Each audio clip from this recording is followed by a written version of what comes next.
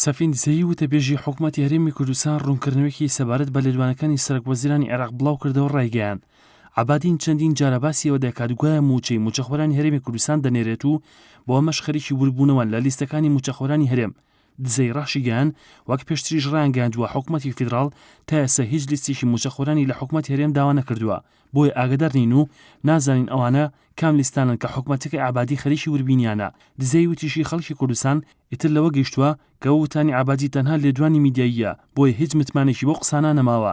دەربارەی بابەتی دەواازە سنووریەکان و بەردەوامی داخستنی فڕۆکەخانەکانی هەرێمی کوردستانیش دزەی تەکیدی کردەوە کە بەپێی مادەی 114 دەستوری عێراق بەڕێوەبردننی دەواازە سنووریەکان بەتەنیا لە دەسەڵاتی حکومەتی فیدراڵیدا نییە، بەڵکو بە هاوبەشی لەگەڵ هەرێم بەڕێوە دەبرێت. بۆ ئەمە بەسەرش هەمیشە ڕایگەیاندووە کە حکومەتی هەرێم ئامادەیی هاوکاری و هەمەهەنگیە هەرچی داخستنی فڕۆکەخانەکانیشە. دزەی ڕایگەیاند ئەوە سزادانی هەوڵاتیانی هەرێمی کوردستانە، سزادانی ئەو نەخۆش و پێشمەرگانەیە کە لە کاتی بەرگری لە هەرێمی کوردستان و لە عێراق لە شەڕی دشی داعشدا بریندار بوون و پێویستیان بە چارەسەرە لە دەروی وڵات. وتیشی سەفەرکردن لە ڕێگەی فڕۆکەخانەکانی بەغدا یان شارەکانی تری عێراقەوە هێندە ئاسان وەک عەبادی باسی دەکات، هەم تێچووی سەفەر لەسەر هەوڵاتیان زیاد دەکات و هەم کاتێکی زۆریشیان دەگرێت. لە درێژەی وتەکانیدا وتەبێژی حکومەتی هەرێمی کوردستان ڕایگەیاند پرسیارەکە ئەوەیە بۆچی هەوڵاتیەکی بەغدا یان نەجەف یان بەسرە مافی ئەوەی هەیە لە شارەکەی خۆیەوە ڕاستەخۆ سەفەری دەرەوەی وڵات بکات، بەڵام هەوڵاتیەکی هەرێم ئەو مافی نییە.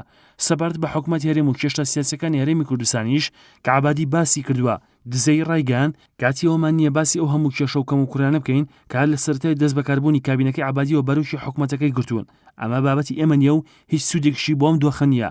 دەربارەی حکومەتی هەرێمی کوردستانیش ئەوە شەریعەتی لە پەرلەمان و گەلی کوردستان وەرگردووە و هیچ پێویستیشی بە شەریعەت پێدانی خەڵکی دیکە نییە.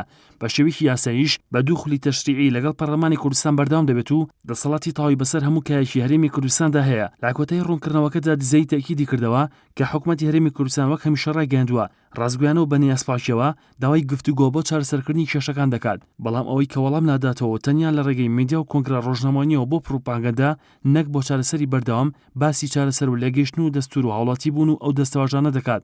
بەڕێز عەبادیە ئەمەش بەدڵنیاییەوە هیچ خزمەتێک بە دۆخەکە ناکات و نابێتە هۆی چارەسەرێکی جددی بۆ کێشەکان، بە پێچەوانەوە دەبێتە هۆی بەردەوامی ناسەقام ژیری.